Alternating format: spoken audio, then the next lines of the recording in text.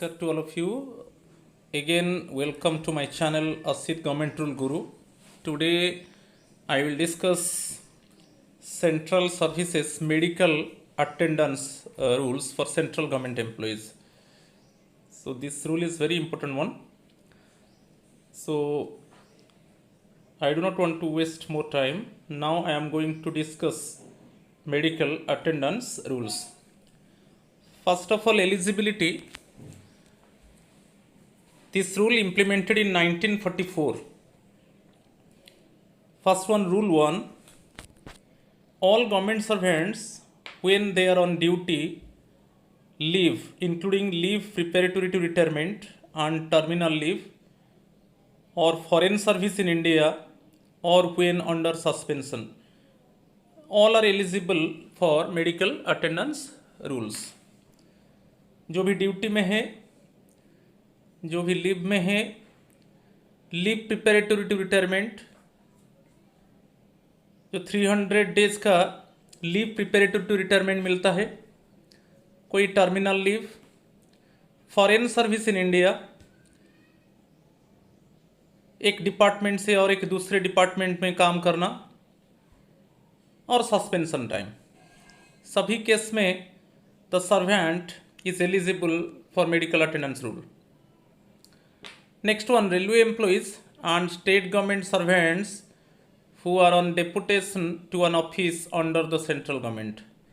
जो भी railway employees state government servants जो डेपुटेशन में सेंट्रल गवर्नमेंट को आए हैं वो भी एलिजिबल है. गवर्नमेंट पेंशनर्स री employed under the central government, जो गवर्नमेंट पेंशनर्स है रिटायरमेंट के बाद वो फिर उनका री एम्प्लॉयमेंट होता है, वो भी एलिजिबल है.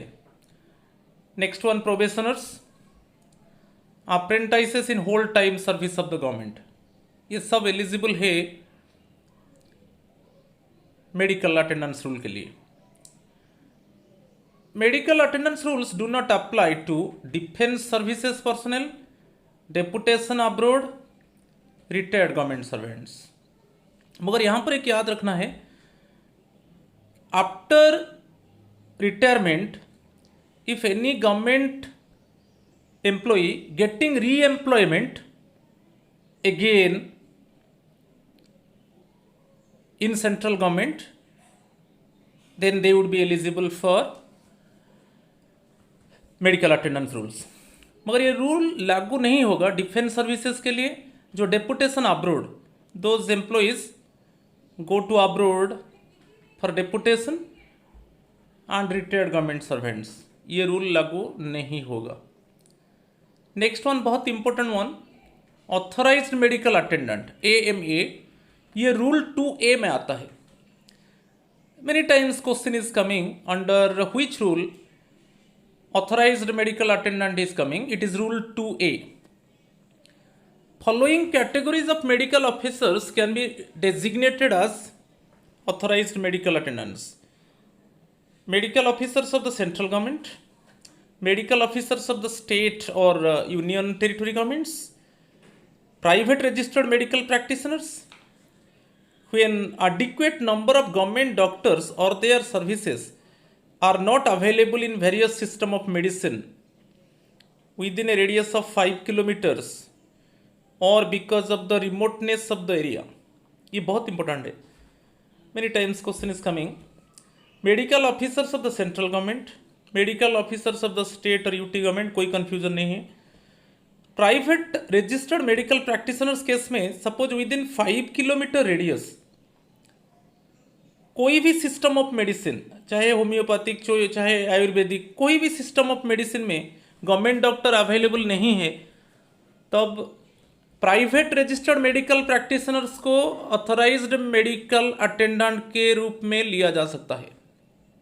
मगर इसको याद रखना है, radius of 5 kilometre, with in 5 kilometre radius कोई भी government doctors, okay, any various system of medicine, allopathic, homeopathic, Ayurvedic available नहीं है, तब हम प्राइवेट रजिस्टर्ड मेडिकल प्रैक्टिशनर्स को ऑथराइज्ड मेडिकल अटेंडेंट के रूप में ले सकते हैं. Next one, the AMA authorized medical attendant of a government servant is determined with reference to the place at which he falls ill and his pay at that time, irrespective of whether it is the permanent or temporary residence or a place of casual stay. So, AMA of a government servant is determined according to the place where he falls ill. जहाँ पर वो इल होता है, जिस place में, चाहे वो temporary place हो चाहे परमानेंट रेसिडेंस हो, वहाँ पर वो जिस एरिया में वो इल होता है वहाँ पर ही ऑथराइज्ड मेडिकल अटेंडेंट को डिटरमाइन किया जाता है। क्लियर? तो ये बहुत इंपॉर्टेंट है, उसके बारे में भी क्वेश्चन आता है। Irrespective of whether it is the permanent और टेम्पररी रेसिडेंस और ए प्लेस ऑफ कैजुअल स्टे, चाहे परमानेंट रेसिडेंट हो चाहे टेम्पररी हो चाहे कैजुअल स्टे हो। If the servant is fall ill in a particular area, then in that area only authorized medical attendant is determined, okay, for the illness servant. And उसका पे क्या है, क्योंकि उसका पे भी जरूरी है। सपोज हॉस्पिटल में जब एडमिट होगा उसका जो बेसिक पे है उसके हिसाब से उसको वहाँ पर फैसिलिटीज प्राप्त होगा। If no AMA is appointed for a suburban area, treatment can be heard from AMA in a government hospital in the adjoining city. यदि कोई अथोराइज्ड मेडिकल अटेंडेंट अवेलेबल नहीं है, जैसे मैं बताया विद इन 5 किलोमीटर रेडियस कोई government doctors नहीं है कोई भी सिस्टम ऑफ मेडिसिन में, तब हम क्या करते हैं ना, रजिस्टर्ड मेडिकल प्रैक्टिशनर को ऑथराइज्ड मेडिकल अटेंडेंट के रूप में लेते हैं। मगर वो भी नहीं होते हैं तो यहाँ पर क्या होगा, जो पास का सिटी में जो गवर्नमेंट हॉस्पिटल है उससे हम ऑथराइज्ड मेडिकल अटेंडेंट को डिटरमाइन कर सकते हैं। तो बहुत इंपॉर्टेंट है। If no AMA is appointed for a suburban area, treatment can be heard from AMA authorized medical attendant in a government hospital in the adjoining city. Reference to the specialist or other medical officer. If the condition of the patient so requires, the authorized medical attendant can send the patient to the nearest specialist or other medical officer. यदि patient is in severe illness condition, then in that case, according to the permission of authorized medical attendant, the patient can go to the nearest specialist or other medical officer. But the patient should have taken permission from authorized medical attendant. Otherwise, if the patient is severe ill and he or she cannot go to the specialist or he or she cannot go to attend the medical officer, then in that case, summon the specialist or medical officer to attend on his patient who is too ill to travel. Travel करने के लिए जब patient fit नहीं है तब authorised medical attendant वही आसपास में जो स्पेशलिस्ट है और मेडिकल ऑफिसर को समन कर सकता है जो इल ट्रीटेड पेशेंट को अटेंड करने के लिए। तो ये भी बहुत इंपॉर्टेंट है। देन रिकॉग्नाइज्ड हॉस्पिटल्स, ये रूल 2D में आता है, तो मैं बाद में बताऊंगा। जो मेडिकल अटेंडेंस रूल्स में डिफरेंट रूल्स, रूल 1 में क्या है, रूल 2 में क्या है, डिटेल्स में बताऊंगा। मगर ये बहुत इंपॉर्टेंट है। रिकॉग्नाइज्ड हॉस्पिटल्स रूल 2D में आता है। जैसे रूल 2A में हम ऑथराइज्ड मेडिकल अटेंडेंट को डिटरमाइन करते हैं, तो हमारा ऑथराइज्ड मेडिकल अटेंडेंट कौन होगा, वैसे ही in case of rule 2D just we detect the recognised hospitals, all state government hospitals including those maintained by municipal committees and district boards. Recognised hospitals means basically हम किस hospitals में treatment कर सकते हैं, ये भी बहुत इंपॉर्टेंट है। All state government hospitals, all hospitals, primary health centres and dispensaries recognised by state governments for treatment of their employees and or members of their families. All hospitals or dispensaries attached to public sector undertakings or projects or port trust. All maternity and child welfare centers with facilities for indoor treatment and recognized by state governments. Cantonment hospitals in cantonment areas where there are no government hospitals for treatment of government servants and members of their families. residing in those areas and also in the adjoining areas and also in the adjoining areas outside cantonment limits, all railway hospitals, pay clinics in Bihar, Punjab, Haryana, Uttar Pradesh, Madhya Pradesh, Rajasthan and Chandigarh, all hospitals recognized by state governments, central government health scheme rules or CSMA rules, Central Services Medical Attendance Rules, or CGHS, Central Government Health Scheme Rules, जो hospitals actually recognized by the state governments. All hospitals fully funded by the central government or state government. Private hospitals in particular stations notified by the government of India time to time. Hospitals recognized by the government for treatment of certain special diseases like cancer, mental illness, poliomyelitis, tuberculosis, leprosy and thalassemia major. ये सब recognise hospitals में आता है, ठीक है। ये सब hospitals में हम ट्रीटमेंट कर सकते हैं। देन कॉन्सेशंस फॉर फैमिली, तो कौन सा फैमिली मेंबर एक्चुअली एंटाइटल है मेडिकल फैसिलिटीज के लिए, तो ये बहुत इंपॉर्टेंट है। Basically in concessions for family, just we detect that which family members are entitled for medical facilities under medical attendance rules. So family means employees, first one husband or wife including more than one wife and also judicially separated wife, बहुत important है। Husband और wife including more than one wife हो सकता है and judicially separated wife भी हो सकता है। Parents, all parents and step mother but not step father, step father is not eligible. Father mother को लेना है और स्टेप मदर को लेना है। इन केस ऑफ अडॉप्शन, ये बहुत इंपॉर्टेंट है, in case of adoption only the adoptive parents are eligible, real parents eligible नहीं है इन केस ऑफ अडॉप्शन, ये बहुत इंपॉर्टेंट है। If the adoptive father has more than one wife, the first wife only eligible for medical facility. Adoptive father has more than one wife, only first wife को लेना है, ये adoptive father के लिए। A female employee has a choice, ये बहुत important है, it is very important one। A female employee has a choice to include either her parents or her parents-in-laws। Option exercised can be changed only once during service. Female employee को option होता है जो medical facilities के लिए, either वो उसका parents को ले सकता है और पेरेंट्स इन लॉज को ले सकता है। और इसमें ऑप्शन में एक्चुअली पूरा टोटल सर्विस कैरियर में only once actually, okay, she can change the option, ये वेरी इंपॉर्टेंट वन, ओके। वो ऑप्शन दे सकता है कि मेरा पेरेंट्स एक्चुअली एंटाइटल है। सपोज फीमेल एम्प्लॉई केस में वो डिटेक्ट करता है कि मेरा पेरेंट्स एक्चुअली एंटाइटल है, कि और अदर साइड में वो भी ऑप्शन दे सकता है कि मेरा पेरेंट्स इन लॉज के लिए मैं मेडिकल फैसिलिटी लेना चाहता हूँ। तो ये ऑप्शन एक बार चेंज होगा पूरा टोटल सर्विस कैरियर में, इसके ऊपर भी क्वेश्चन आता है। चिल्ड्रन केस में children including legally adopted children, step children and children taken as wards subject to the following conditions. Unmarried son till he starts earning or attains the age of 25 years, whichever is earlier। Unmarried son case में जब तक वो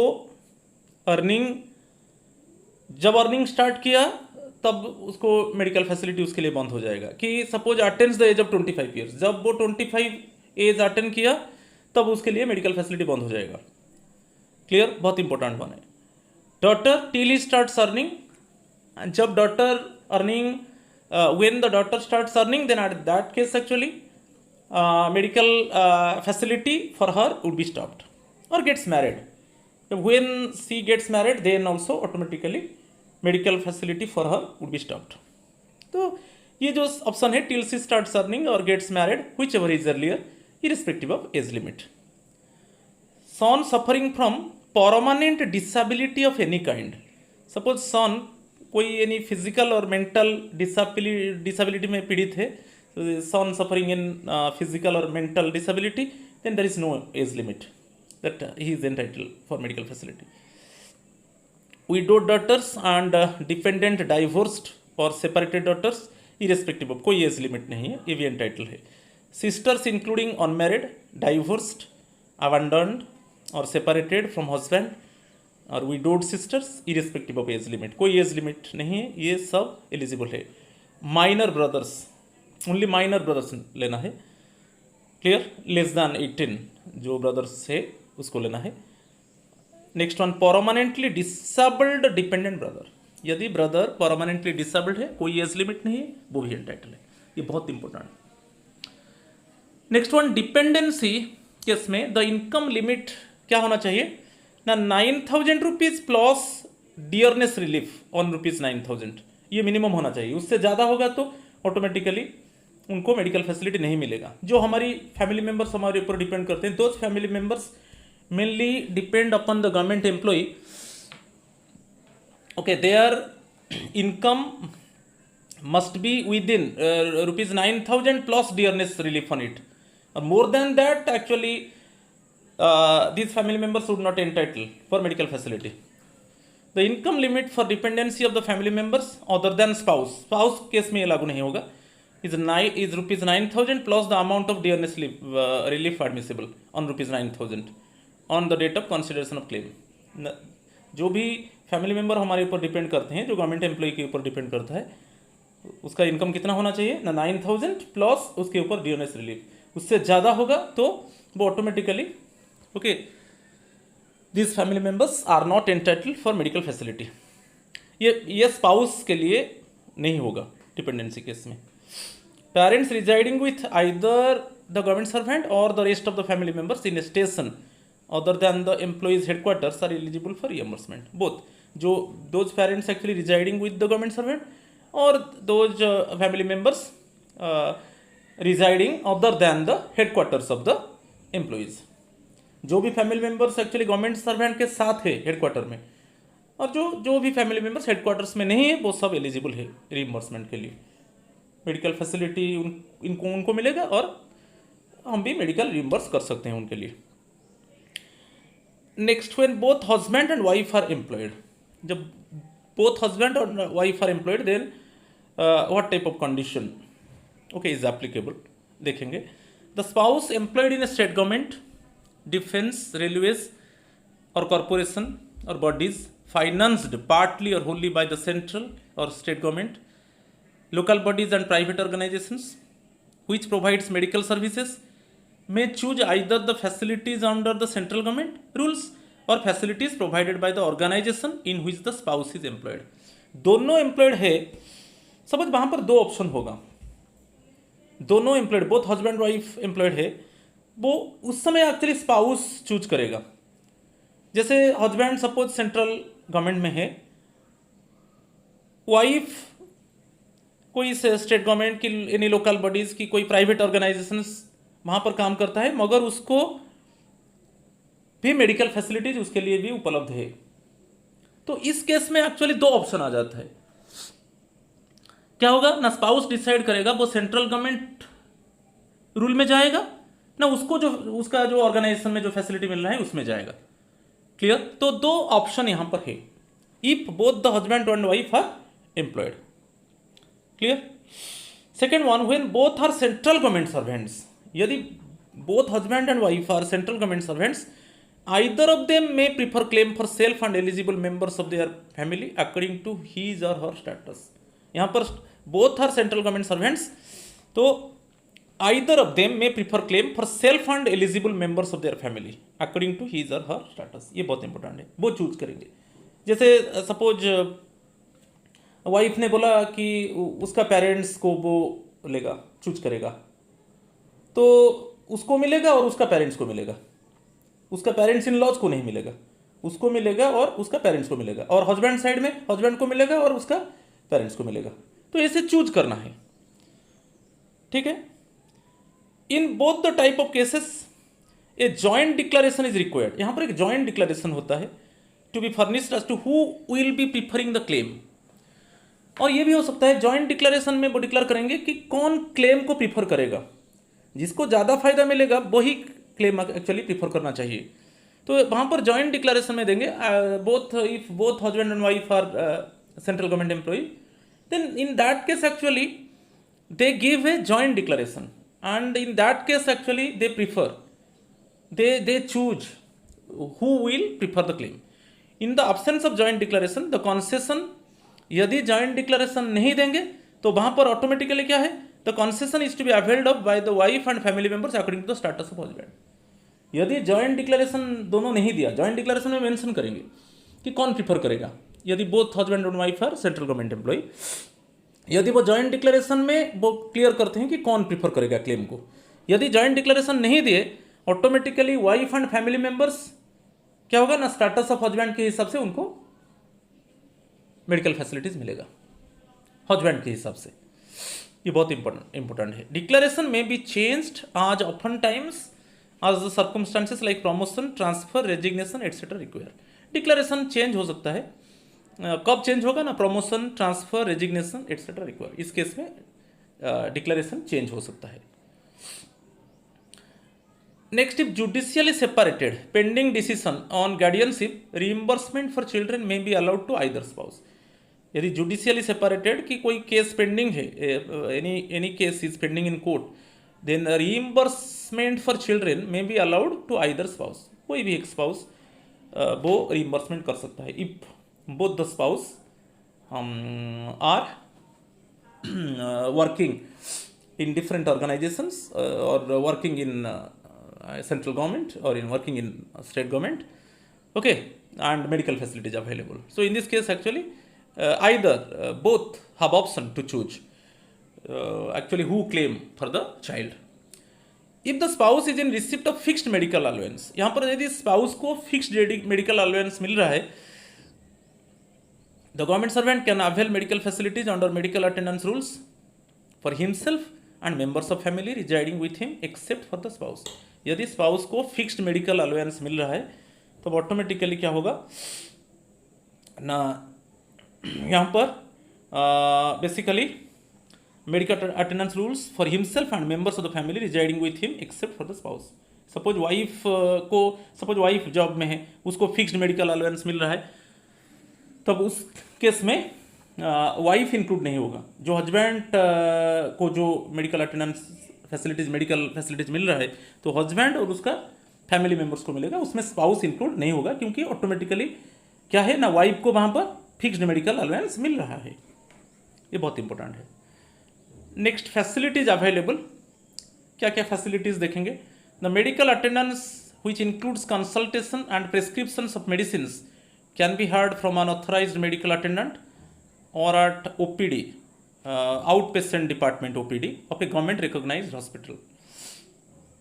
The treatment at the consulting room of AMA is limited to 10 days with a maximum of 4 consultations and normally 10 injections. Many times question is asking in regarding to this concept. कोई भी treatment के लिए हम authorised medical attendant का consulting room में हम 10 days के लिए कंसल्ट कर सकते हैं, और 10 डेज में हम 4 बार कंसल्ट करेंगे। The treatment at the consulting room of AMA is limited to 10 days. हमको 10 डेज मिलेगा। जो ऑथराइज्ड मेडिकल अटेंडेंट का जो कंसल्टिंग रूम है वहाँ पर हम उसको कंसल्टिंग कर सकते हैं। कितना बार? 4 बार हम कंसल्ट कर सकते हैं। Okay, so option is, it means we consult with authorized medical attendant in his or her consulting room for maximum 4 consultations and normally for 10 injections. The number of injections may go up to 15 depending on the patient's ailment. ये बहुत important है। Okay, सो यहाँ पर आपको याद रखना है कि हमको 10 डेज मिलेगा। Okay, the government employees are getting 10 days to consult with the AMA in consulting room. Okay, within 10 days he or she can consult 4 times. Clear? The treatment at the consulting room of AMA is limited to 10 days with a maximum of 4 consultations and normally 10 injections. Injections बढ़ सकता है, 15 हो सकता है according to the patient's ailment. Next one, the limit of 10 days treatment at the consulting room of AMA may be increased to 40 days if the treatment is hard in Indian system of medicine and in homeopathy. वो 10 days बढ़कर 40 days हो जाता है। यदि हम कोई Indian system of medicine and in homeopathy में हम कंसल्ट करते हैं, कोई होम्योपैथिक डॉक्टर को कंसल्ट करते हैं और कोई any other system of medicine में हम कंसल्ट करते हैं, वो 40 डेज हो जाता है और 40 डेज में वही 4 बार हम कंसल्ट करेंगे। Within 40 days again we consult for 4 times and for each time interval is 10 days. तो यहाँ पर इंडियन सिस्टम में आयुर्वेदिक है कि होम्योपैथिक है, तो इस केस में हमको 40 डेज मिलेगा और वही 4 बार कंसल्ट कर सकते हैं और जो टाइम इंटरवल होगा वो 10 डेज होगा। एवरी 10 डे में हम एक बार कंसल्ट कर सकते हैं। In case of consultation of a specialist और अदर मेडिकल ऑफिसर, यदि the government servant want to consult with specialist और other medical officer is required in the opinion of and only reference of AMA, the limit of 4 consultations within 10 days will count from the date on which the specialist or other medical officer is consulted. Suppose according to the permission of authorized medical attendant, when the government employee consult with specialist or other medical officer, again same, it means within 10 days the employee can consult for 4 times. Remember करना है, limit again 10 days. Within 10 days the employee can consult for 4 times. Okay, but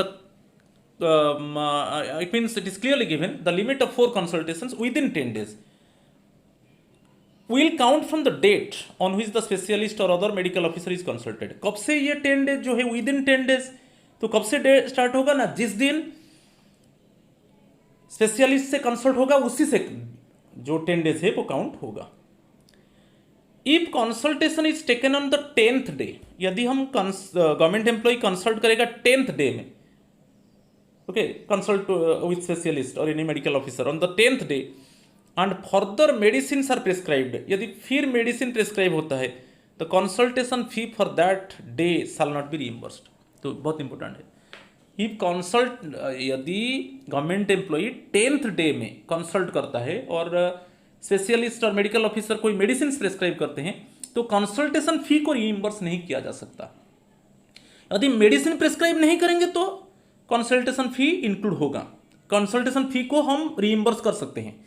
मगर हम 10th day में consult किया specialist के साथ, कोई medical officer के साथ, और वो मेडिसिन प्रिस्क्राइब कर दिया, तो उस केस में जो कंसल्टेशन फी है वो रीइंबर्स नहीं होगा। तो ये केस में क्या होगा, in such cases the patient should go to OPD, out patient department of government recognised hospital. उस केस में अच्छा होगा क्योंकि 10th डे में हम कंसल्ट करेंगे स्पेशलिस्ट के साथ, ओके, और कोई मेडिकल ऑफिसर के साथ, और वहाँ पर वो मेडिसिन प्रिस्क्राइब कर दिए, तब कंसल्टेशन फी को रीइंबर्स नहीं किया जा सकता। सो इस केस में हमको ओपीडी प्रीफर करना पड़ेगा। The patient should go to OPD of government recognised hospital.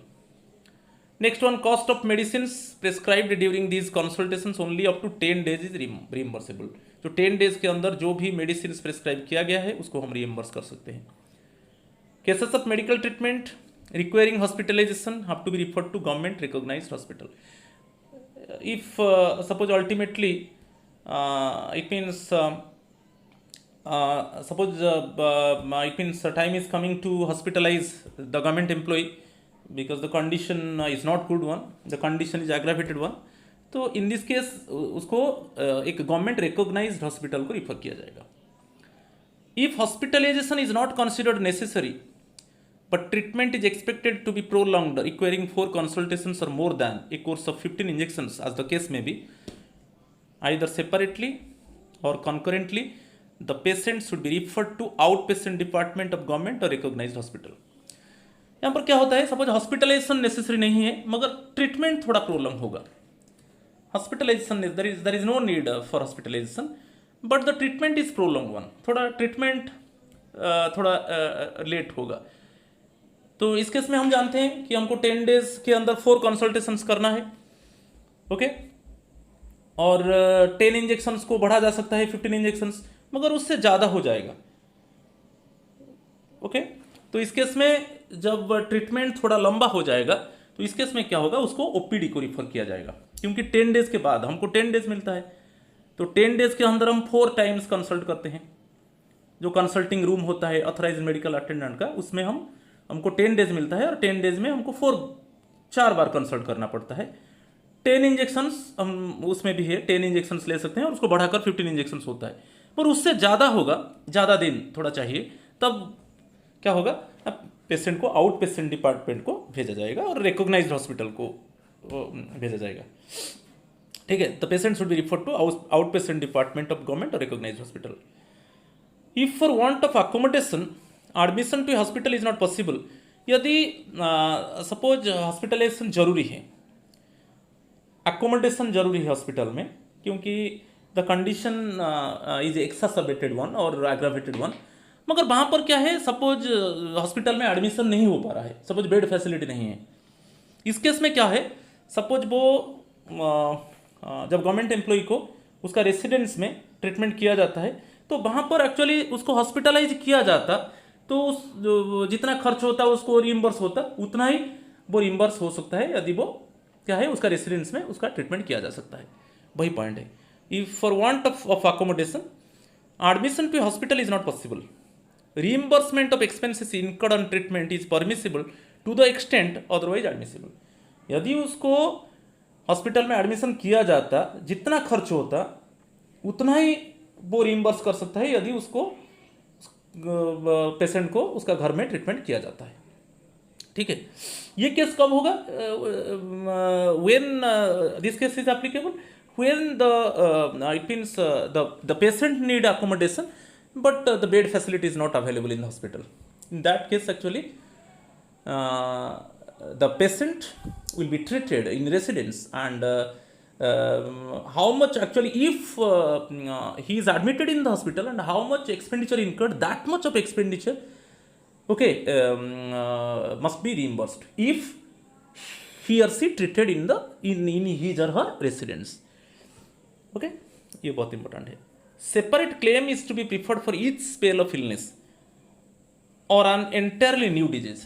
So separately वही illness है, same illness, वैसे उसमें टाइम गैप होता है, सेपरेट क्लेम हमको करना पड़ेगा। सेम इलनेस में क्या है, थोड़ा टाइम गैप है, टाइम गैप में हम क्या करते हैं, कंसल्ट करते हैं, तो सेपरेट क्लेम को हम रिइम्बर्स कर सकते हैं। और एन एंटायरली न्यू डिजीज, कभी कभी क्या है, the employee is suffering in one disease and immediately also then it is then after that again suffering in another disease, तो अलग अलग उसके लिए क्लेम किया जाएगा। अदरवाइज सेम इलनेस के लिए सेपरेट स्पेल में उसको इट मीन्स जो फैसिलिटीज मिलेगा उसको रिइम्बर्स किया जाएगा। To justify claim for second time for the recurrence of the same disease, there should be reasonable gap between the closing of the first spell and the recurrence of the second spell। यदि second time same disease के लिए वो second time consult करता है, तो उसके लिए एक रीजनेबल गैप होना चाहिए, फर्स्ट स्पेल और सेकेंड स्पेल में थोड़ा गैप होना चाहिए।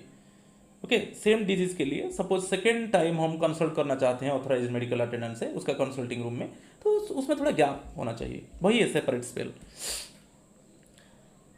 When a patient consults the same authorized medical attendant in regard to the superimposition of another disease during the course of treatment of one disease, it is regarded as a fresh consultation and charged for at full rates।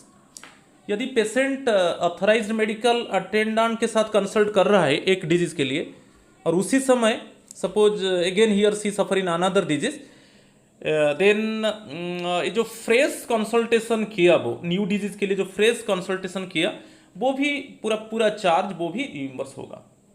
एक disease के लिए वो authorised medical attendant के साथ consult कर रहा है, उसके लिए तो रिइम्बर्स हो रहा है, मगर इमीडिएटली एक अनदर डिजीज में वो सफ़र होगा, तो वो जो कंसल्ट करेगा वही सेम ऑथराइज्ड मेडिकल अटेंडेंट के साथ, तो उस समय वो फ्रेश कंसल्टेशन हो जाएगा और उसका जो फुल चार्ज है वो भी रिइम्बर्स होगा। If at the time of consultation the medical officer consulted also administers injections, he will be entitled to charge fees both for the consultation and for the injection at the prescribed rates। यदि कोई medical officer consultation time में injection देता है तो both reimburse होगा, consultation फी reimburse होगा और injection के लिए वो जो मेडिकल ऑफिसर जितना चार्ज कर रहा है वो भी रिइम्बर्स होगा। However, if at a later stage the medical officer administers injections prescribed at the previous consultation, fees should be charged for injections only. यदि second time same consultation same prescription को देखाकर यदि medical officer फिर injection subsequent time में देता है तो only injections के लिए रिइम्बर्स होगा, क्योंकि सेम प्रेस्क्रिप्शन सेम है. डॉक्टर प्रेस्क्राइब किया है कि after few days again you will come and take injection. In that case okay using same prescription again consultation fee को रिइम्बर्स नहीं किया जाएगा उसमें, क्योंकि सेम प्रेस्क्रिप्शन देखाकर हम इंजेक्शन लेंगे तो ओनली इंजेक्शन के लिए रिइम्बर्स होगा. अभी मैं बोल चुका हूँ जो स्पेशलिस्ट और मेडिकल ऑफिसर को विद इन 10 डेज में हमको कंसल्ट करना है 4 बार.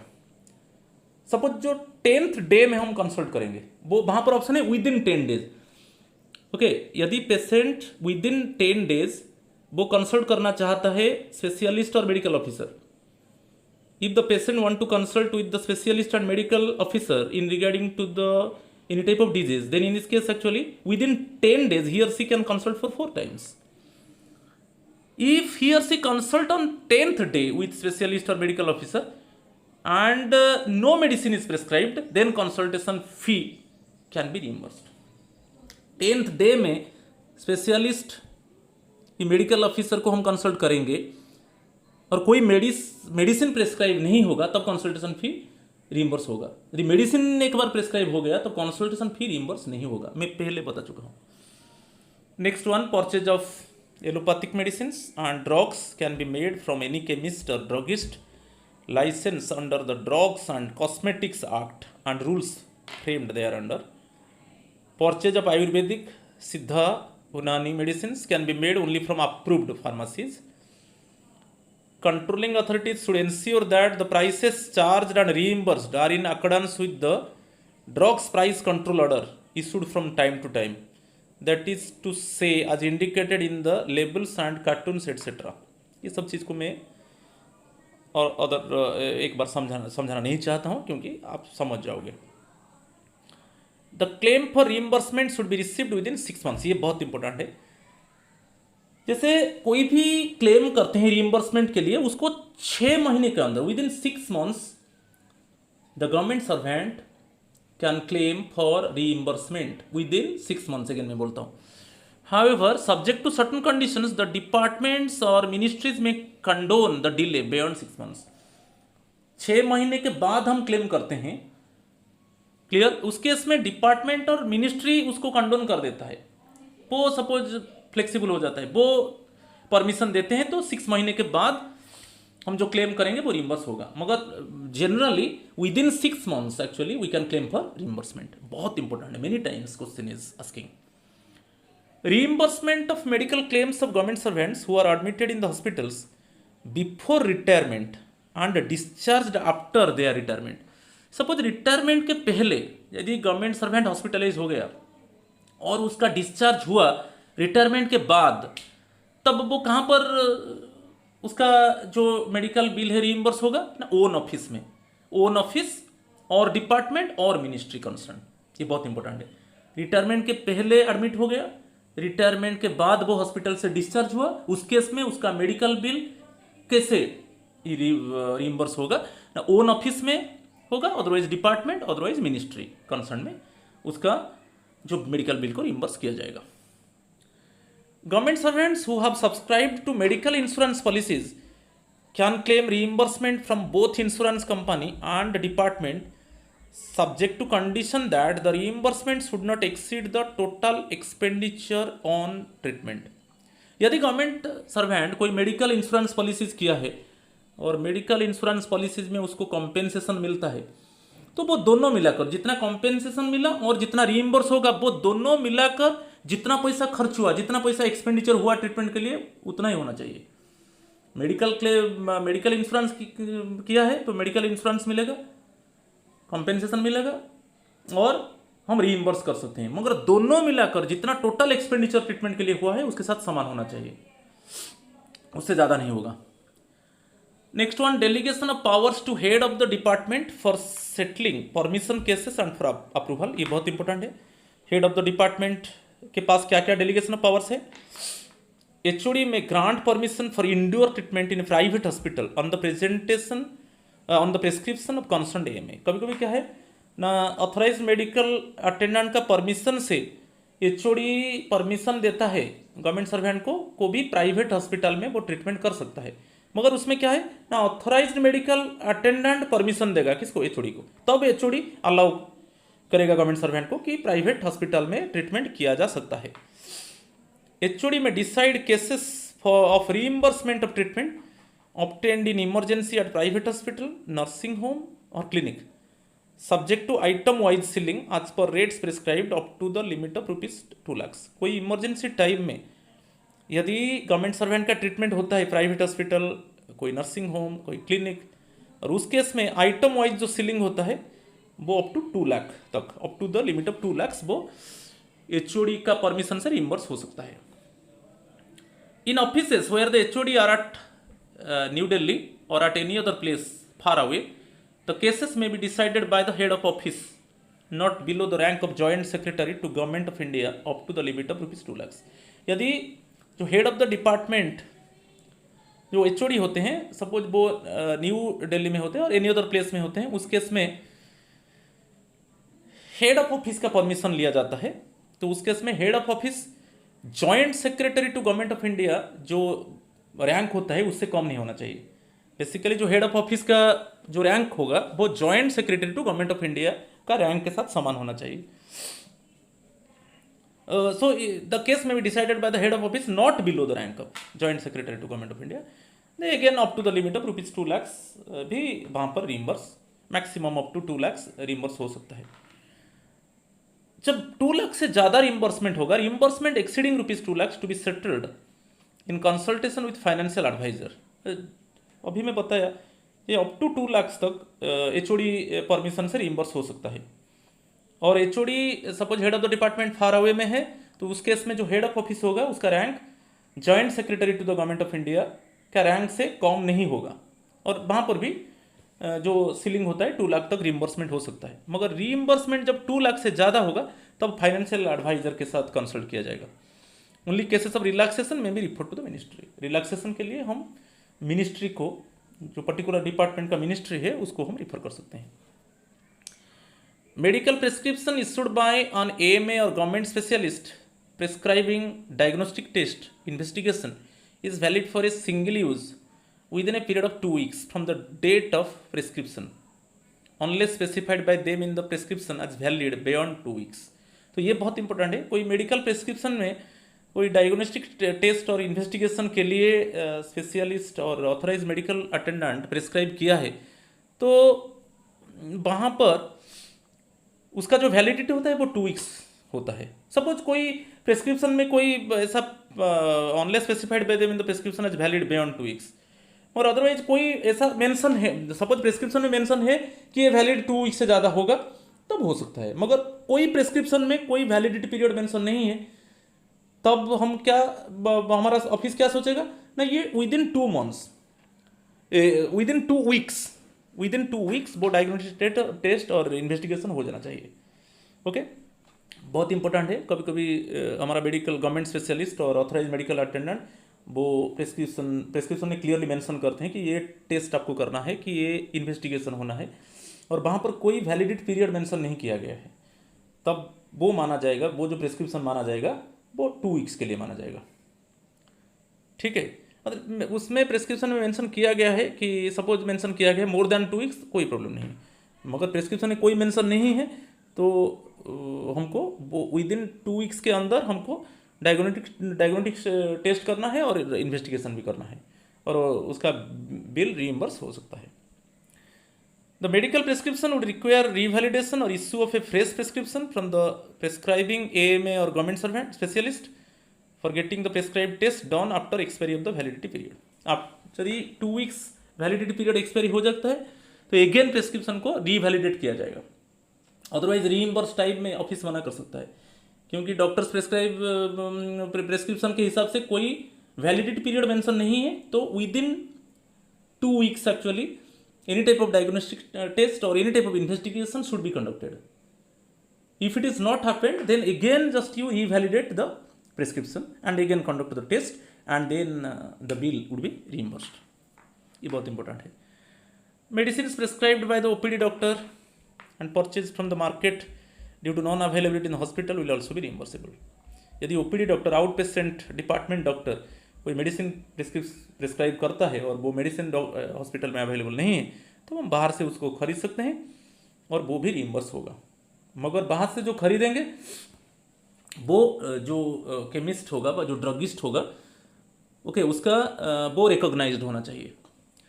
However preparations classified as food tonics vitamins disinfections toilet preparations etcetera are not reimbursable. ये सब रिइम्बर्स नहीं होगा. मगर surgical sundries disposables like cotton syringes needles catheters tubes etcetera are reimbursable in full. ये सब रिइम्बर्सेबल होगा. The medical officer in charge of the OPD will be regarded as the authorized medical attendant who would advise hospitalization whenever required. OPD का जो out patient department का जो medical officer है वो भी ऑथराइज्ड मेडिकल अटेंडेंट है. कभी कभी क्या है patient directly consult with OPD medical officer out patient department medical officer. Out in that case out patient department medical officer is authorised medical attendant. And according to his or her reference, okay, the patient must be hospitalized. Clear? In spite of the specific advice of the AMA or medical in charge officer of the OPD, a patient does not seek admission in a hospital, the AMA shall record a note to that effect on the bills etc. necessary for claiming the reimbursement. In such case no reimbursement is allowed. कभी कभी क्या है authorised medical attendant medical incharge officer जो OPD में होते हैं according to their suggestion the patient must be hospitalised. वो बोलते हैं कि पेशेंट को हॉस्पिटलाइज होना है. The patient should have taken admission in hospital. मगर उसको पेशेंट फॉलो नहीं करता है वो गाइडलाइन को. ऑथराइज्ड मेडिकल अटेंडेंट और मेडिकल इंचार्ज वो बोलते हैं कि पेशेंट को हॉस्पिटलाइज होना है.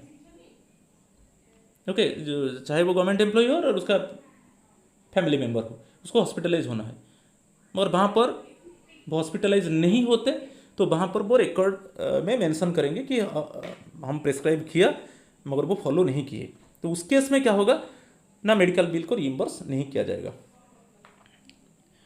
Treatment at AIIMS can be heard without any prior permission and expenditures will be reimbursed at AIIMS rates. कभी कभी क्या है एम्स में हम ट्रीटमेंट करते हैं चाहे वो गवर्नमेंट एम्प्लॉय और एनी मेंबर ऑफ हिज और हर फैमिली. ओके कोई फैमिली मेंबर और गवर्नमेंट एम्प्लॉय जब ट्रीटमेंट करता है एम्स में कोई परमिशन वहाँ पर नहीं चाहिए और एम्स का जो रेट है उसके हिसाब से रिइम्बर्स होगा. ठीक है. Next one advance for medical expenses. ये बहुत इंपॉर्टेंट है. इतना how much advance actually the government employees can take from the office to meet the medical expense हम देखेंगे. Purposes inpatient treatment in hospital. यदि पेशेंट जो है hospital में ट्रीटमेंट होगा पेशेंट गवर्नमेंट एम्प्लॉय और any member of the family. TB cancer chronic active hepatitis treatment at consulting room of medical officer. Residence of employee और OPD. Purchase replacement repair and adjustment of admissible artificial appliances. ये सब case में क्या होगा ना advance मिलता है. चाहे हॉस्पिटल में ट्रीटमेंट हो चाहे TB cancer chronic active hepatitis treatment medical consulting जो कंसल्टिंग रूम होता है मेडिकल ऑफिसर का उसमें हो कि एम्प्लॉय का रेसिडेंस में हो कि आउट पेशेंट डिपार्टमेंट में हो कि आर्टिफिशियल अप्लायंसेस जैसे purchase replacement repair and adjustment artificial appliances जो एम्प्लॉय डिसेबल है कि उसका कोई फैमिली मेंबर डिसेबल है. इस केस में जो कोई आर्टिफिशियल अप्लायंस को परचेज किया जाएगा रिप्लेस किया जाएगा रिपेयर किया जाएगा उसको एडजस्टमेंट किया जाएगा उसमें जो खर्च होगा वो भी उसके लिए भी एडवांस मिलता है. Amount of advance for indoor treatment irrespective of the major और माइनर डिजीज. कोई मेजर हो कि माइनर हो 90% of the approved CGHS package rates on receipt of a certificate from the treating physician of a government or recognized hospital as per guidelines issued in this regard. बहुत important है for indoor treatment. जब hospital में treatment होता है government employ का और उसका कोई फैमिली मेंबर का, तो उसमें क्या है, जो फिजिशियन है वो एक सर्टिफिकेट देता है कि इतना एक्सपेक्टेड एक्सपेंडिचर होगा। One physician treating the patient issue a certificate, and in certificate it is clearly mentioned that it would be the expected expenditure. उसी सर्टिफिकेट के हिसाब से ऑफिस से 90% जो भी फिजिशियन सर्टिफिकेट में मेंशन किया कि उतना एक्सपेक्टेड एक्सपेंडिचर होगा, उसका 90% एडवांस मिलेगा। और वो किस रेट में? Central government health scheme package rates वहां पर लागू होता है। ठीक है, central government health scheme package rates में जो फिजिशियन सर्टिफिकेट में जो भी एक्सपेक्टेड एक्सपेंडिचर को मेंशन करेगा उसका 90% एडवांस मिलेगा। आउटडोर ट्रीटमेंट, आउटडोर मीन्स जैसे हम रेसिडेंस में ट्रीट किया कि OPD out patient department, in out patient department we consult with the medical practitioner और मेडिकल ऑफिसर और एनी स्पेशलिस्ट, और suppose our treatment is going on in our residence. So इस case में जो total estimated expenditure उसमें क्या है, जैसे इंक्लूडिंग टेस्ट और इन्वेस्टिगेशन सब मिलाकर जब मोर देन 10,000 होगा तब 90% एडवांस मिलेगा। For outdoor treatment means outside, basically in case of OPD out patient department और treating the patient in residence, in this case including diagnostic test and other investigations, the total expenditure should be more than rupees 10,000. Okay, 10,000 से ज़्यादा होगा तब 90% advance मिलेगा। Advance कितना दिन में release होगा? जब हम अप्रोच करेंगे, जब गवर्नमेंट एम्प्लॉय अप्रोच करेगा तो कितना दिन के अंदर एडवांस रिलीज होगा ना? With in 10 days. Many times question is asking, advance should be released within 10 days of receipt of the request. Clear? Conditions क्या है? Conditions for grant of advance, the duration and anticipated cost of treatment should be certified by the medical officer or specialist. Duration and anticipated expenditure, कितना expected expenditure होगा और कितना duration के लिए treatment चलेगा, उसका एक सर्टिफिकेट मेडिकल ऑफिसर और स्पेशलिस्ट देगा। In case of temporary employee, COT from a permanent employee is required. यदि टेम्पररी एम्प्लॉई के लिए वहां पर एक COT कहां से मिलेगा ना? परमानेंट एम्प्लॉई से मिलेगा। एडवांस को कैसे पेड किया जाएगा ना? Advance can be paid in 1 or more instalments for the same illness और injury subject to the limit prescribed. जो एडवांस है वो 1 or more इंस्टॉलमेंट्स में उसको पेड किया जाएगा for the same illness or injury subject to the limit prescribed. There is no limit with reference to number of advances payable. जो number of advances payable है उसका कोई लिमिट नहीं है। In case of serious illness or accident where official is unable to apply, यदि serious illness condition में और accident case में यदि खुद गवर्नमेंट सर्वेंट और ऑफिशियल वो खुद अप्लाई नहीं करता है, the advance can be sanctioned on the application of wife or legal heir. उस केस में क्या होगा ना? एडवांस सैंक्शन होगा किसका एप्लीकेशन से? उस जो गवर्नमेंट सर्वेंट है उसका वाइफ और उसका लीगल हेयर का अप्रोच से एडवांस सैंक्शन होगा। The advance will be paid direct to the hospital concern on receipt of an estimate from the treating physician और मेडिकल ऑफिसर। ये बहुत इंपॉर्टेंट है। Many times question is asking, if the medical officer और specialist issue a certificate to the office कि it would be the expected expenditure. In that case, in case of indoor treatment, when the treatment is going on in the hospital, in that case, the medical officer issue a certificate, and in certificate is clearly mentioned that for this much of duration, the treatment would be going on, and it would be the expected expenditure. Clear? So उस case में जो 90% जितना expected expenditure जो certificate में mention किया गया है उसका 90% एडवांस दिया जाएगा, मगर वो डायरेक्टली ऑफिस वो एडवांस हॉस्पिटल को देगा। Clear? In case of artificial appliances the payment will be made by ministries और department direct to supplying agency. जो आर्टिफिशियल अप्लायंसेस चाहिए वो डिसेबिलिटी के लिए, हैंडीकैप्ड के लिए, कोई गवर्नमेंट एम्प्लॉई डिसेबल है और उसका कोई फैमिली मेम्बर डिसेबल है और कोई आर्टिफिशियल अपियरेंसेस चाहिए कि उसका रिपेयर चाहिए या एडजस्टमेंट चाहिए, तो उस केस में वहाँ पर जो पेमेंट होगा वो डायरेक्टली मिनिस्ट्रीज और डिपार्टमेंट से पेमेंट होगा किसको, सप्लाई एजेंसी को। क्लियर, ये बहुत इंपॉर्टेंट है। फिर हम एडवांस को कैसे एडजस्ट करेंगे, adjustment of advance. The advance shall be adjusted against the medical claim and the balance if any from पे इन 4 इक्वल इंस्टॉलमेंट्स।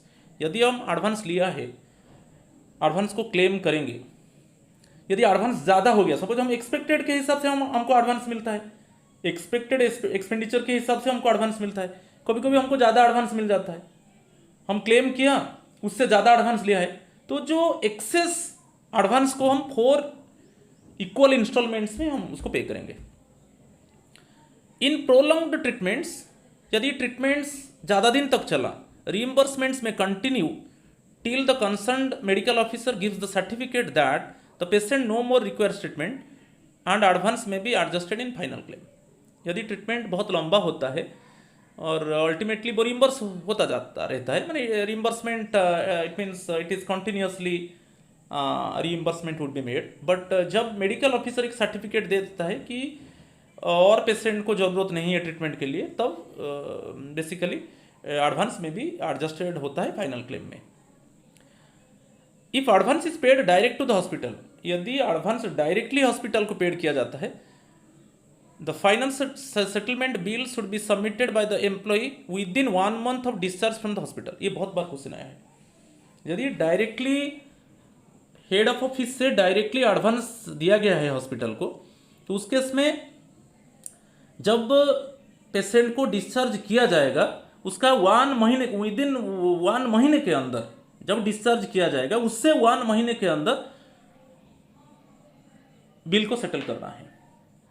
ओके, और and the head of the office will correspond with the hospital for refund of unutilised advance. यदि hospital को जो advance दिया गया है और उसमें कुछ फंड अनयूटिलाइज किया गया है, तब हेड ऑफ ऑफिस से एक आई मीन्स इन्फॉर्म किया जाता है हॉस्पिटल को, जो अनयूटिलाइज्ड एडवांस को रिटर्न कर देना चाहिए।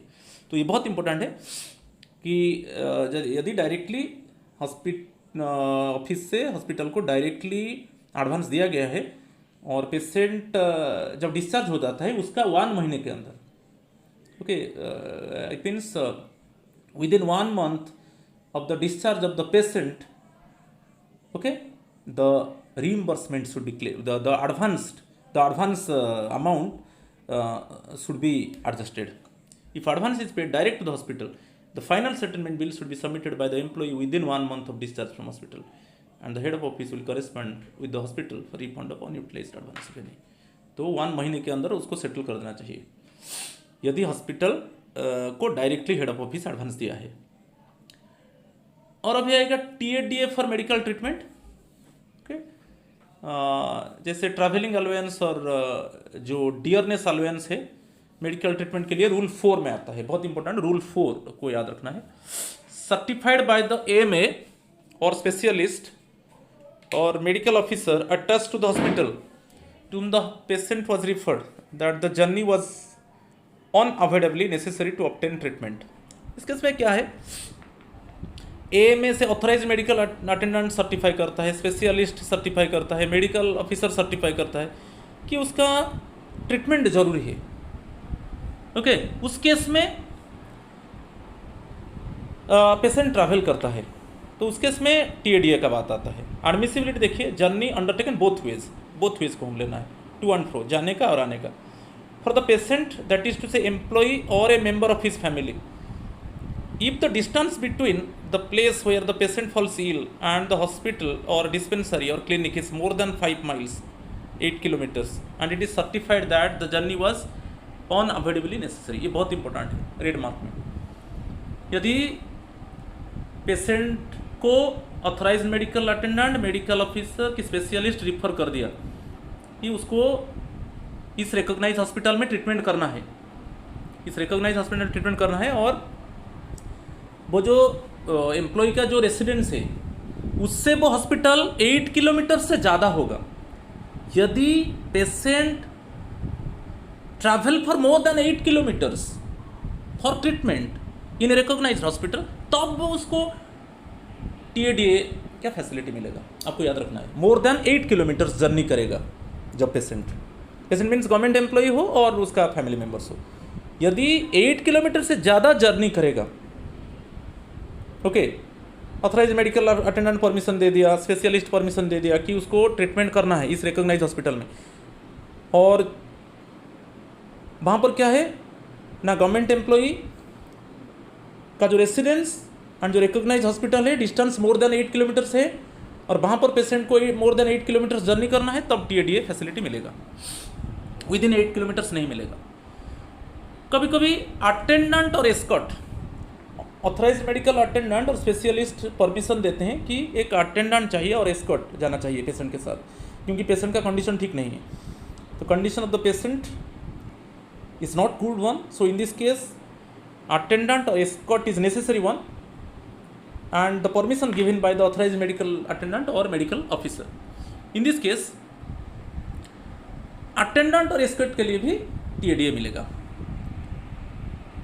Clear? For donor of kidney to the employee और a member of his family, यदि गवर्नमेंट एम्प्लॉई की उसका फैमिली मेंबर को कोई डोनेट कर रहा है किडनी, जो डोनर ऑफ द किडनी, और ए फैमिली मेंबर जो डोनेट कर रहा है, किडनी डोनेट कर रहा है, और उसका एक फैमिली मेंबर को भी TADA प्राप्त होगा। क्लियर?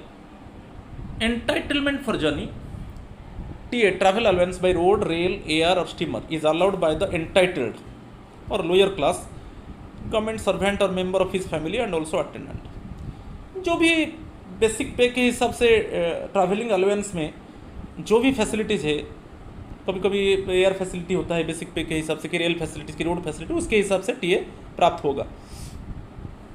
क्लियर? गवर्नमेंट सर्वेंट को कि उसका मेंबर ऑफ हिज फैमिली को एंड अटेंडेंट को भी।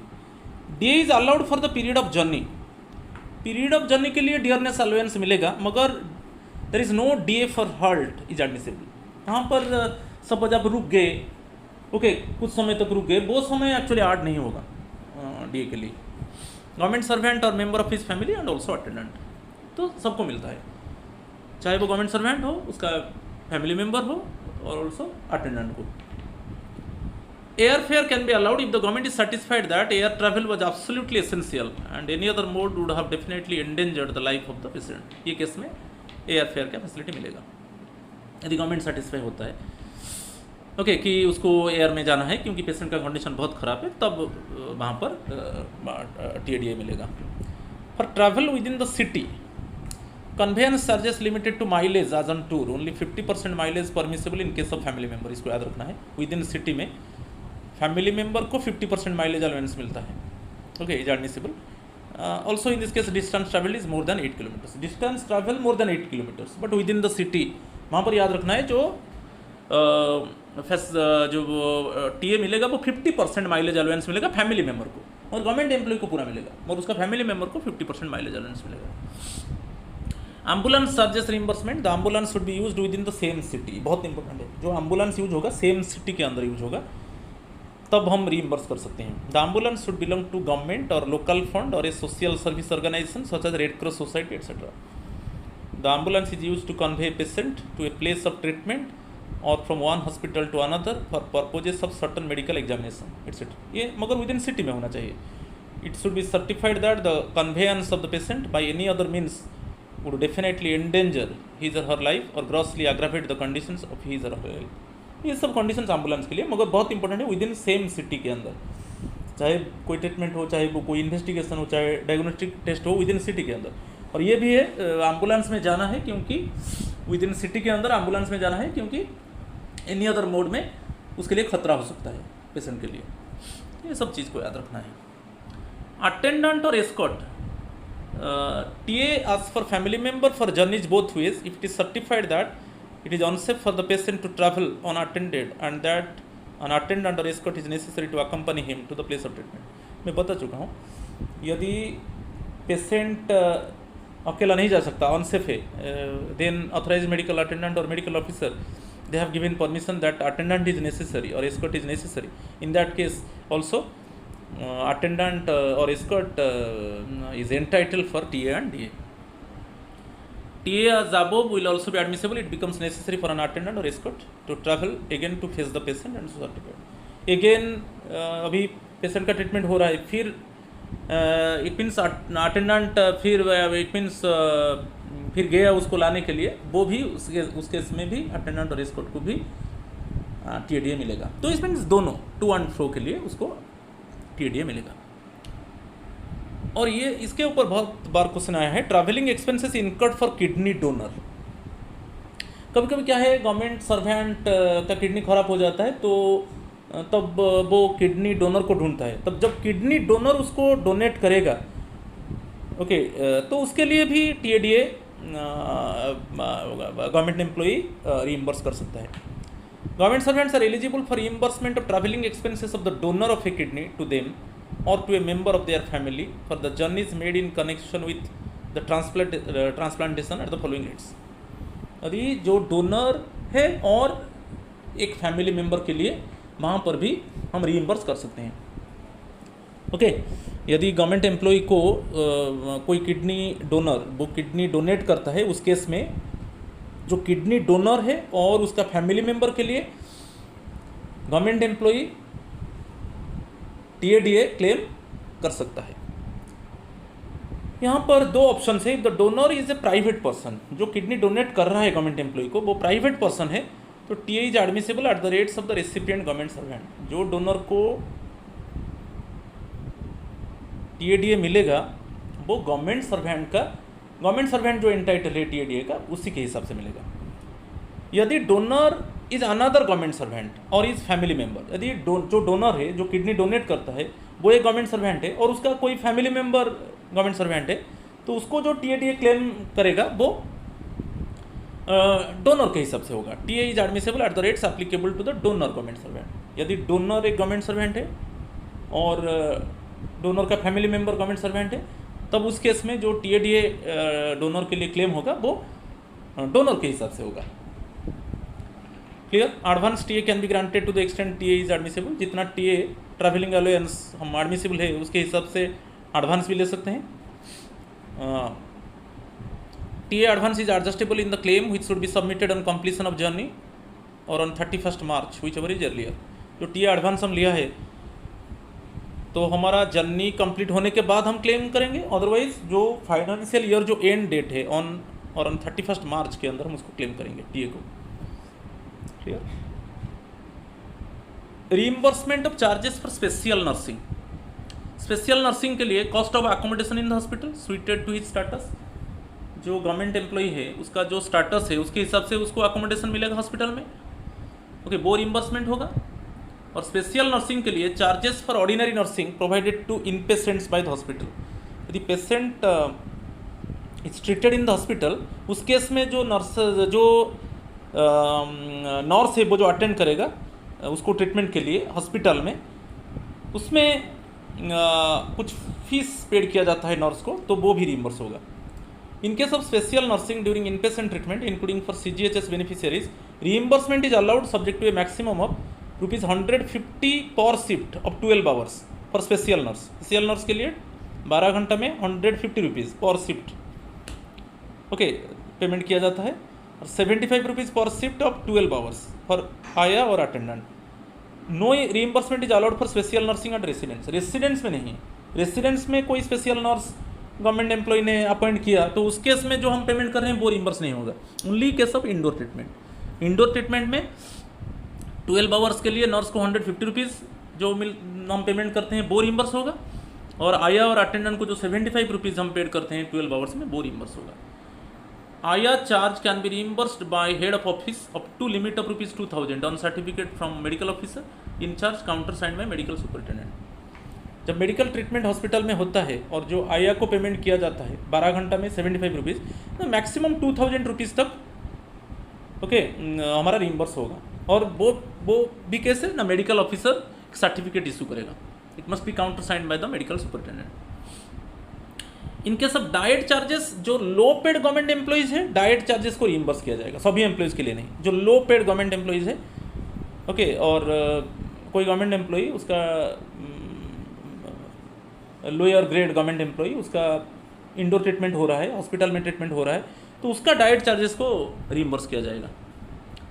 Charges for pathological bacteriological, radiological and other examinations for the purpose of diagnosis including CT scan charges, ये सब रिइंबर्स होगा। सर्जिकल और clinical charges incurred for kidney donors, government servants are eligible for reimbursement of expenses incurred on the surgery and post-operative care of the donor of the kidney to them or to a member of their family for transplantation. If undertaken at private recognized hospital, reimbursement will be restricted to CGHS approved rates. ये rule 8 में है। इसमें क्या है, कोई जो government employ है और उसका फैमिली मेम्बर को जब कोई जब किडनी डोनेट किया जाता है, जो डोनर ऑफ किडनी है उसका जो सर्जरी होता है कि पोस्ट ऑपरेटिव केयर, ऑपरेशन के बाद जो भी खर्च डोनर के लिए किया जाता है वो रिम्बर्स होगा। ओके, तो इस केस में क्या है, जब गवर्नमेंट एम्प्लॉय को किडनी चाहिए कि उसका कोई फैमिली मेम्बर को किडनी चाहिए, तब हमको डोनर मिल जाता है। ओके, तब जो सर्जिकल ऑपरेशन होता है डोनर का और आफ्टर सर्जरी जो भी खर्च लगेगा वो सब रिइंबर्स होगा। ओके, इफ अंडरटेकन यदि ट्रांसप्लांटेशन प्राइवेट हॉस्पिटल्स में होता है तो जो सेंट्रल गवर्नमेंट हेल्थ स्कीम के अप्रूव्ड रेट से उसके हिसाब से रिइंबर्समेंट होगा, वो रूल 8 में आता है। Medical treatment outside India, suppose ऐसा ज़रूरत है, कभी कभी आउटसाइड को जाना पड़ता है मेडिकल ट्रीटमेंट के लिए। मैं जस्ट बिलो में मेंशन किया कौन सा डिजीज़ के लिए हम आउटसाइड जा सकते हैं। Permitted when facilities are not available in India, suppose when the patient is suffering in a disease and for that disease actually facilities are not available in India, in that case actually the patient go to abroad for treatment. So ये case में क्या होगा, prior approval of the standing committee constituted by the ministry of health and family welfare is essential. इसके ऊपर question आता है। उस case में एक स्टैंडिंग कमिटी कॉन्स्टिट्यूट होगा, किसका अप्रूवल से, ministry of health and family welfare.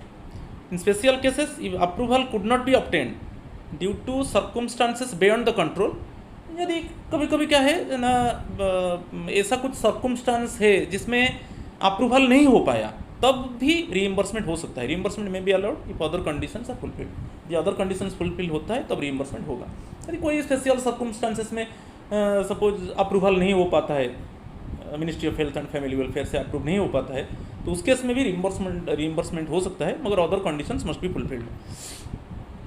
The standing committee can authorise an attendant to accompany a government servant. इस केस में क्या है, स्टैंडिंग कमिटी भी परमिशन देता है कि एक एस्कॉर्ट के अटेंडेंट पेशेंट के साथ जा सकता है abroad. Okay, government servant desiring to avail of medical treatment outside India for himself और a family member of his family for any treatment specified in the table below, ये सब disease के लिए बाहर जा सकता है, चाहे वो गवर्नमेंट एम्प्लॉय हो और उसका फैमिली मेंबर हो।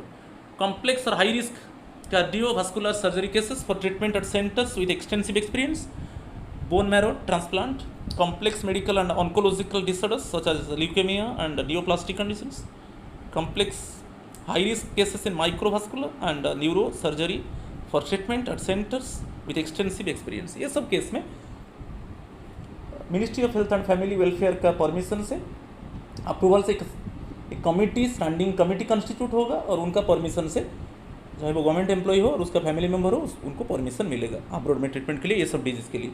उस केस में उनका परमिशन से भी एक अटेंडेंट और एस्कॉर्ट को भी भेजा जाएगा और उसके लिए भी जो भी खर्च लगेगा तो डिपार्टमेंट उसको बियर करेगा। Treatment for extremely complex elements other than those mentioned above which is the opinion of standing committee can only be treated abroad and fall in the high risk category. The central government may for purposes of this rule constitute a standing committee। जो standing committee बनेगा, जैसे standing committee actually decide करेगा कि patient को abroad भेजा जाएगा कि नहीं, क्या उसका इलनेस है, क्या उसके लिए फैसिलिटी है इंडिया में ट्रीटमेंट के लिए, ये सब स्टैंडिंग कमिटी किसका अप्रूवल से, ministry of health and family welfare का परमिशन से एक स्टैंडिंग कमिटी कॉन्स्टिट्यूट किया जाता है। उसमें कौन कौन मेंबर है, the director general of health services in the ministry of health and in the central government, the Director General of Armed Forces Medical Services, the Director General of the Indian Council of Medical Research and the Joint Secretary in the Ministry of Health and Family Welfare। एक 4 होते हैं, ठीक है, इसको याद रखना है। Emergency treatment in private hospitals बहुत इंपॉर्टेंट है। In emergency cases of severe illness or accident, employee can be admitted in the nearest private hospital, including private nursing home or private clinic, if there is no government hospital nearer than that, and head of the department may reimburse the expenses. कभी कभी क्या है, in case of severe illness और accident case में आसपास में कोई government hospital नहीं है, तब एम्प्लॉय का ट्रीटमेंट हो सकता है प्राइवेट हॉस्पिटल में और नर्सिंग होम में और कोई प्राइवेट क्लिनिक में, और तब हेड ऑफ द डिपार्टमेंट भी जो भी खर्च होता है उसको reimburse, head of the department का परमिशन से जो भी खर्च होगा उसका रीइंबर्स होगा. The head of office not below the rank of joint secretary, जो हेड ऑफ ऑफिस होगा उसका rank joint secretary of the government of India से कम नहीं होगा. The head of office not below the rank of joint secretary can pass such claims up to ₹2 lakh per case. Okay. The conditions governing such cases are whether the cases was a real emergency will be decided by the controlling authority, कि actually वास्तव में है इतना emergency है जो private hospital में और private clinic में ट्रीटमेंट होगा, कंट्रोलिंग अथॉरिटी उसको डिसाइड करेगा. There will not be any distinction between different types of private hospitals, clinics, nursing homes for the reimbursement of expenses on treatment in the private clinic और nursing home of AMA is not permissible. ये बहुत important है. यदि जो authorise medical attendant है उसका कोई clinic है, कोई नर्सिंग होम है, उसमें ट्रीटमेंट नहीं होगा. ओके. ऑथराइज मेडिकल अटेंडेंट जो पेशेंट का, जो गवर्नमेंट एम्प्लॉय का ऑथराइज मेडिकल अटेंडेंट है, उसका नर्सिंग होम की उसका प्राइवेट क्लिनिक में ट्रीटमेंट नहीं होगा. होगा तो जो मेडिकल एक्सपेंडिचर होगा उसको रीइंबर्स नहीं किया जाएगा.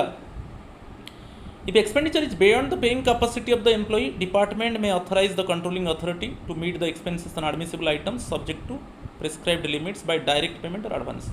ये एक्सपेंडिचर बहुत ज़्यादा हो जाता है, ये expenditure beyond the paying capacity of the employee, तब डिपार्टमेंट परमिशन देता है कंट्रोलिंग अथॉरिटी को, और प्रिस्क्राइब्ड लिमिट क्या है 2 लाख तक, वो उसके लिए एडवांस दे सकता है और पेमेंट को मीट कर सकता है.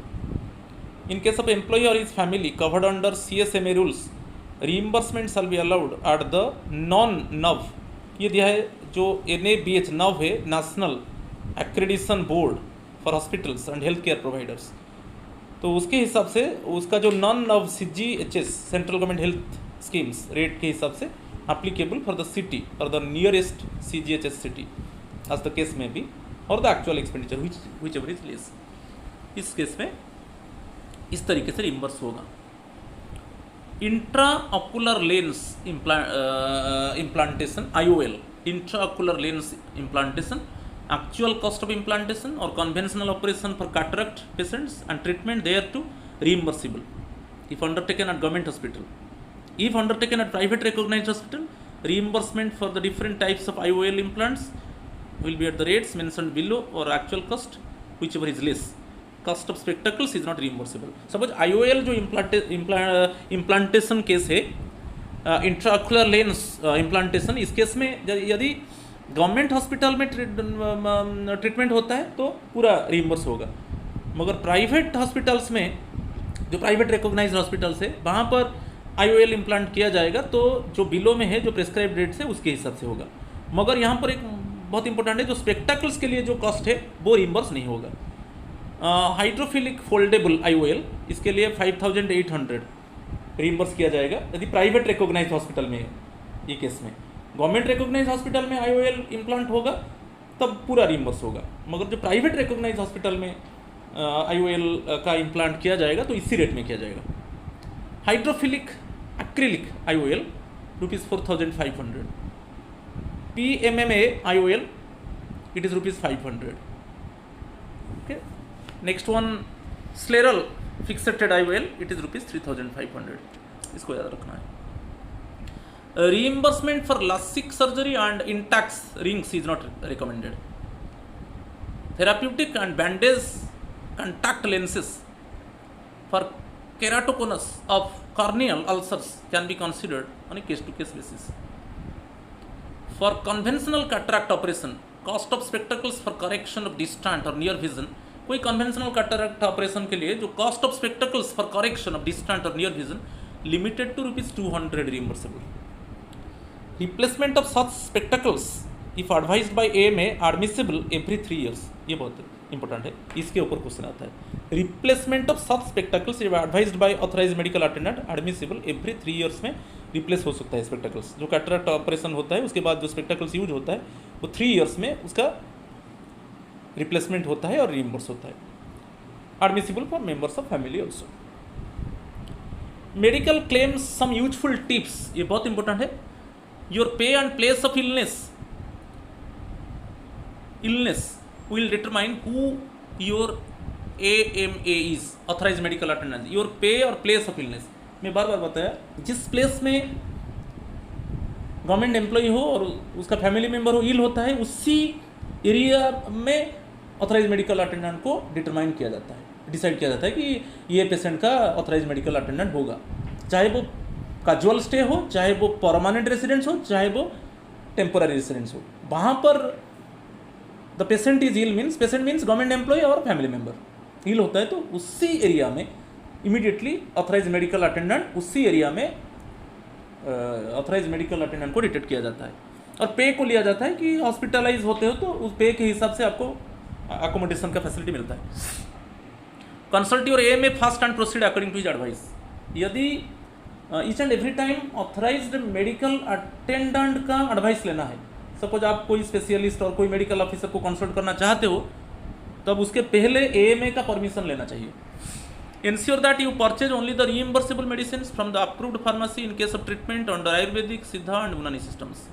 Support your claims with all the prescribed certificate, सभी सर्टिफिकेट्स को लेना है तब आपको क्लेम करना है। Ensure that you get cash vouchers correctly and properly and get the counter signature of the AMA authorise medical attendant on each of them. जो भी सर्टिफिकेट से, जो भी कैश वाउचर से, उसमें काउंटर सिग्नेचर होना चाहिए ऑथराइज मेडिकल अटेंडेंट का। Ensure that essentiality certificate given by the AMA is correctly field, जो भी एसेंशियलिटी सर्टिफिकेट है वो करेक्टली फिल होना चाहिए। ओके, जो AMA ऑथराइज मेडिकल अटेंडेंट जो एसेंशियलिटी सर्टिफिकेट दिया है वो करेक्टली फिल होना चाहिए। Ensure that authorise medical attendant's designation, qualification and registration number are correctly given. If you go to a hospital for treatment as inpatient, either for yourself or a family member, inform the medical officer in charge of your pay so that he may allot accommodation according to your status।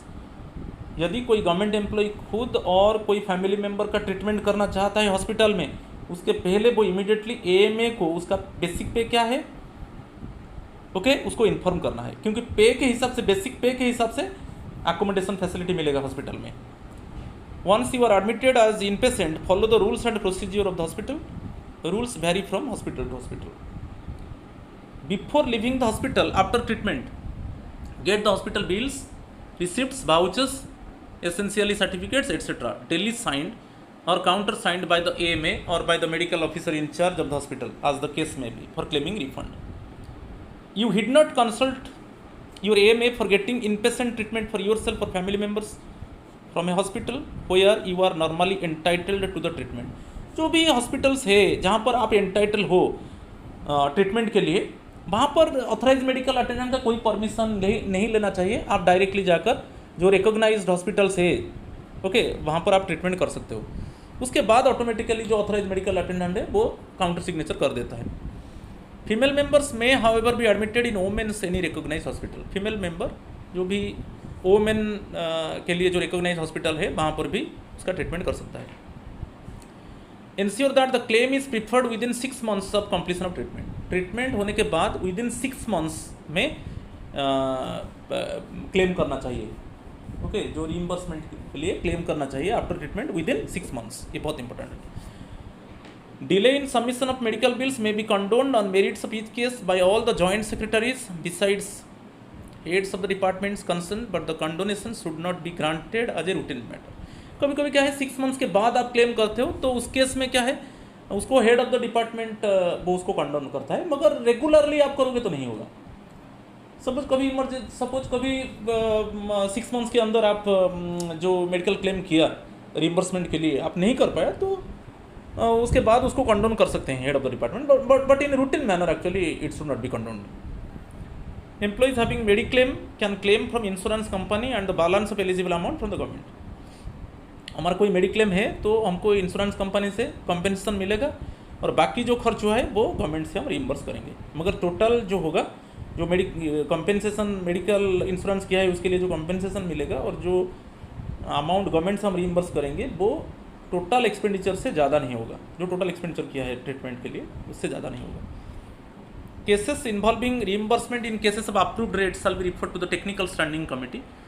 Request for relaxation of procedures in considering the claims shall be referred to the Ministry of Health along with specified documents.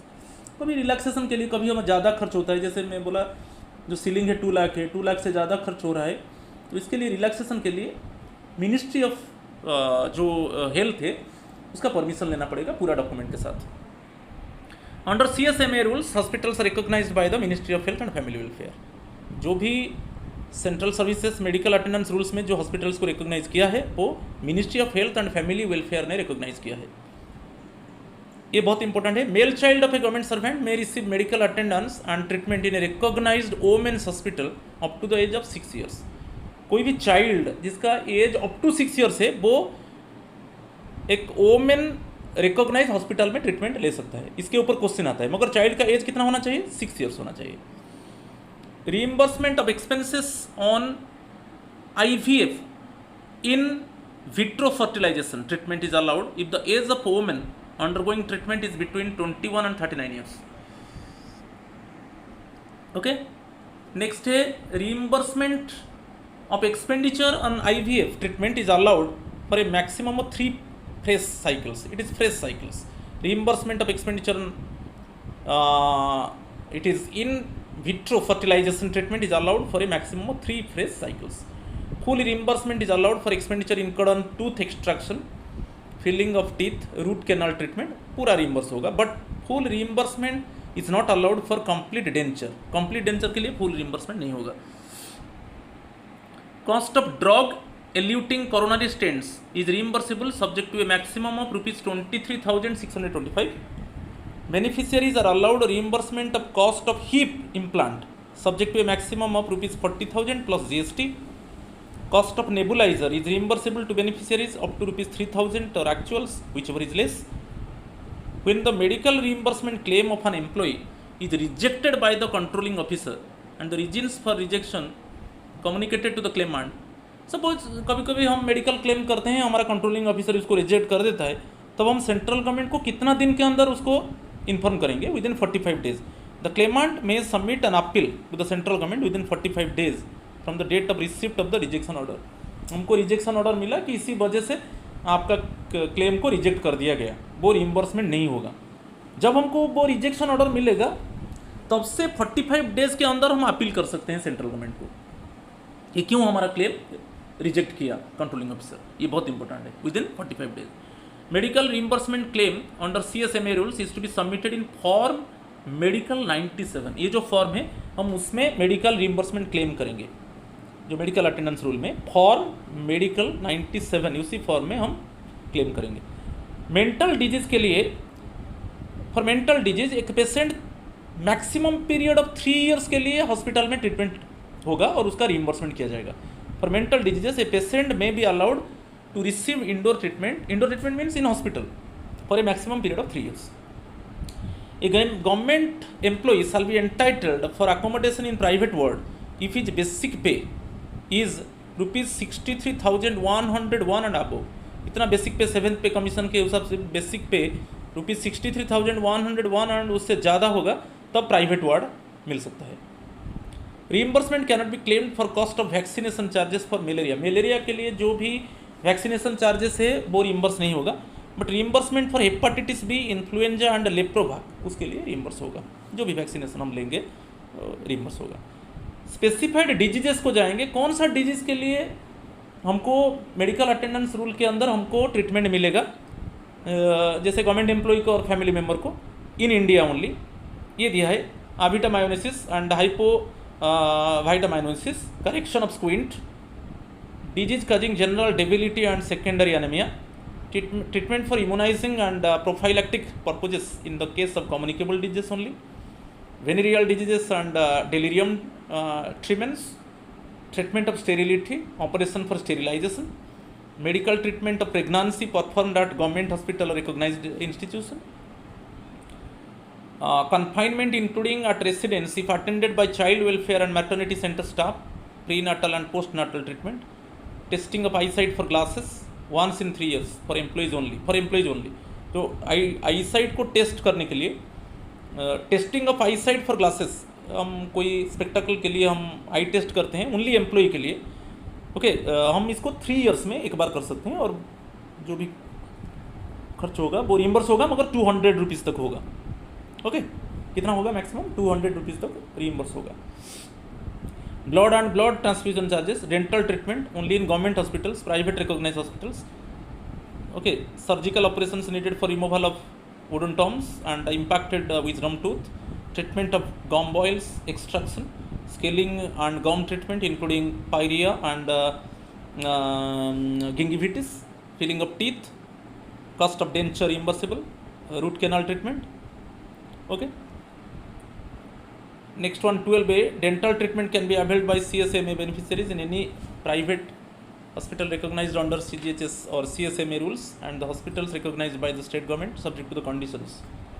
Anti-rabic treatment, cost of hepatitis vaccine B, C and D, in vitro fertilization treatment, reimbursement of cost of liver transplant surgery, reimbursement of bariatric surgery charges subject to fulfillment of conditions, reimbursement of cost of surgery of photoselective vaporization of prostate using green light HPS5 angled delivery devices. ये सब India में जो ये सब treatment होगा उसके लिए हम रीइम्बर्स कर सकते हैं।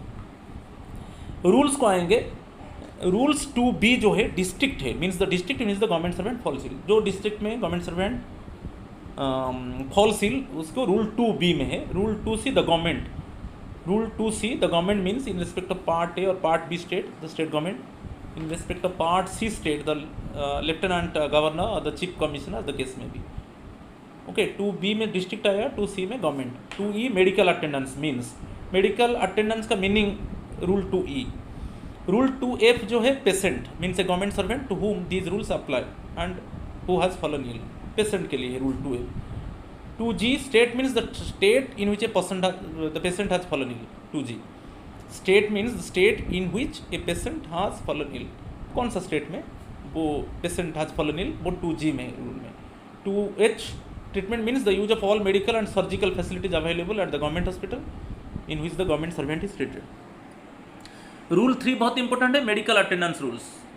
Okay, rule 3I a government servant shall be entitled free of charge to medical attendance by the authorised medical attendant, where a government servant is entitled 3(2) जो रूल 3II में, where a government servant is entitled under sub-rule I free of charge to receive medical attendance, any amount paid by him on account of such medical attendance shall, on production of a certificate in writing by the authorized medical attendant in this behalf, be reimbursed to him by the central government. तो इसके आपको medical attendance rules rule 3 में आएगा। Rule 4 travelling allowance discuss कर चुका हूँ for medical attendance journeys. Rule 5 consultation with specialist discuss कर चुके हैं। रूल 5 में बहुत इंपॉर्टेंट है consultation with specialist. Rule 6 medical treatment. Okay, rule 6 medical treatment. Rule 7 treatment at residence, यदि ट्रीटमेंट होता है गवर्नमेंट एम्प्लॉय का, उसका फैमिली मेम्बर का रेसिडेंस में होता है तो rule 7। Rule 8 other medical facilities.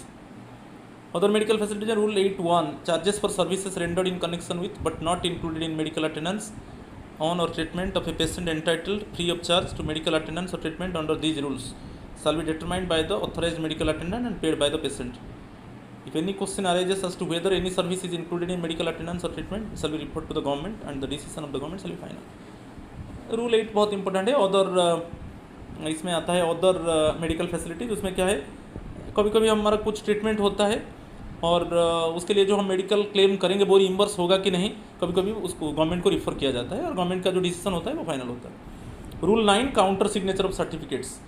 सभी सर्टिफिकेट्स जो भी इशू होगा जब इंडोर ट्रीटमेंट होता है कि आउटडोर ट्रीटमेंट होता है, जो भी सर्टिफिकेट्स इशू होगा सभी में counter signature authorise medical attendant का रहेगा, ये मेडिकल ऑफिसर का रहेगा। Rule 10 transfer to foreign service.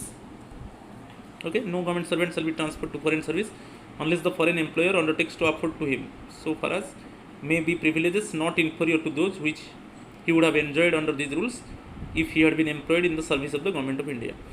जब भी फॉरेन सर्विस को ट्रांसफ़र होता है जो भी फैसिलिटीज़ मिलेगा, जो हमारा प्रेजेंट सर्विस है उसमें जो फैसिलिटीज़ मिल रहा है उससे कम फैसिलिटी नहीं मिलेगा जो फॉरेन सर्विस को हम जा रहे हैं, अदर डिपार्टमेंट को जा रहे हैं। ओके, अदर डिपार्टमेंट में क्या होगा ना, उस इससे ज़्यादा फैसिलिटीज़ मिलेगा, उससे कम फैसिलिटीज़ नहीं मिलेगा।